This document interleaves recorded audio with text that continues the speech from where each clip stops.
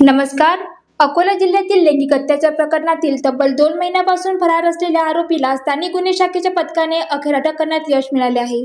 City कोतवाली police station Akola येथे 31 डिसेंबर 2025 रोजी एका महिलेच्या फिर्यादीवरून आरोपी गोपाल रामकृष्ण दाळदळे राहणार बेसरा कॉलनी मलकापूर अकोला याच्या विरुद्ध भारतीय न्याय संहितेतील विविध कलमासह तसेच अनुसूचित जाती जमाती अत्याचार प्रतिबंधक कायद्यानुसार गुन्हा दाखल करण्यात आला होता. गुन्हा दाखल झाल्यानंतर आरोपी मागील 2 महिन्यापासून फरार होता. तो वारंवार आपले ठिकाण बदलत असल्याने तसेच मोबाईल फोन बंद ठेवत असल्यामुळे पोलिसांसमोर त्याचा शोध घेणे मोठे आव्हान ठरले होते. दरम्यान पोलीस अधीक्षक अर्चित चांडक यांच्या आदेशानुसार स्थानिक गुन्हे शाखेचे पोलीस निरीक्षक शंकर शेळके यांच्या मार्गदर्शनाखाली विशेष पथक तयार करण्यात आले. तांत्रिक विश्लेषण आणि गोपनीय माहितीच्या आधारे आरोपी 27 फेब्रुवारी 2024 रोजी शिवनी शिवापूर रेल्वे स्थानक परिसरात येणार असल्याची माहिती पोलिसांना मिळाली. यानंतर पोलिसांनी सापळा रचत रेल्वे स्थानकाबाहेर येत असताना आरोपीला शिताफीने ताब्यात घेतले आणि पुढील कारवाईसाठी सिटी कोतवाली पोलीस स्टेशनच्या ताब्यात दिले. ही कारवाई पोलीस अधीक्षक अर्चित चांडक, अपर पोलीस अधीक्षक बी चंद्रकांत रेड्डी यांच्या मार्गदर्शनाखाली स्थानिक गुन्हे शाखेच्या पथकाने यशस्वीपणे पार पाडली. ज्वालादीप न्यूज अकोला.